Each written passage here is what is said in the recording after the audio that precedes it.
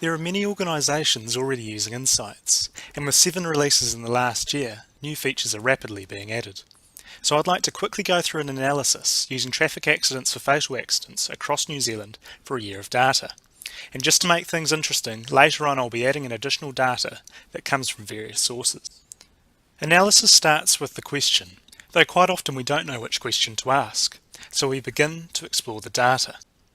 Adding a chart to my page, we can see that in 2015 and 16 there is a large regional variation in the amount of road fatalities across New Zealand. Our map currently shows a point for each of these individual crash sites.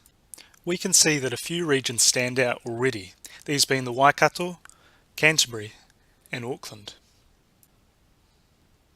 In order to see the spatial distribution more clearly, we change the symbology type to a heat map, and very clearly we can see what's on our chart expressed in the map, with hotspots around our 3 main regions.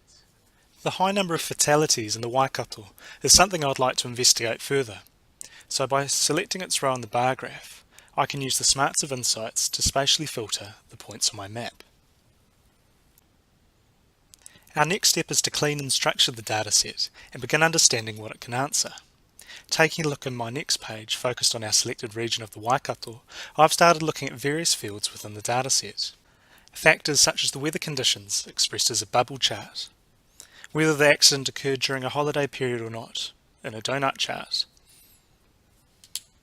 and also the crash type expressed as a true graph, showing the majority being multi-vehicle accidents.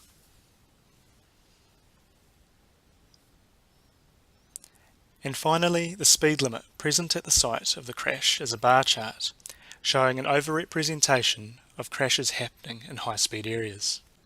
Now I want to start adding external data to enrich my analysis. So the data that I've collected from various sources for my analysis is actually stored in multiple different tables. So I want to take my population data and vehicles kilometres travelled dataset and join these two together based on their region. So now I have my tables joined together and I can start to analyse what we can see in both these datasets. I've used the filter function in Insights for both of these datasets to focus on 5 regions that I found of interest earlier in my analysis. I'm adding in my population data first off because I want to compare the difference between the number of people in a region compared to the amount of vehicle kilometres travelled in a given year. So the power of Insights is the ability to bring 2 datasets together on the same graph. The automatic scaling of the vertices in Insights is telling me immediately that there are some regions where vehicle kilometres travelled is proportionally higher than the population within that region, especially within the Waikato. This suggests that perhaps there's a higher driving rate within these regions. Past research has also suggested that there may be some relationship with demographics. So perhaps in some areas there is more fatalities and traffic accidents because some populations may be driving older vehicles with less safety features. So we can use the New Zealand Index of Demographic layer from the New Zealand Base Data group on ArcGIS Online to help answer this. Here our analysis is still centred in on the map on the Waikato. My legend on the right showing the deprivation score for each of these area units. My next step is to add in the crash sites database. I can add it as a layer to. Now that I have my crash overlay, I can start testing the hypothesis of high crash fatality rates occurring in areas of high deprivation. I'm going to change my symbology back to heat map to view the spatial pattern across the Waikato once again. However, I don't want to see the surrounding areas that are adding noise to my analysis. Changing back to my point symbology, I'm going to bring in the analytics functionality and Insights to run an intersect of demographic areas that have a crash site present.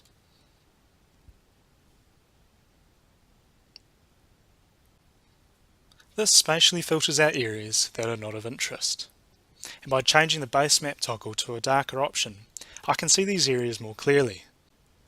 I may decide to analyse these areas more thoroughly in a future analysis.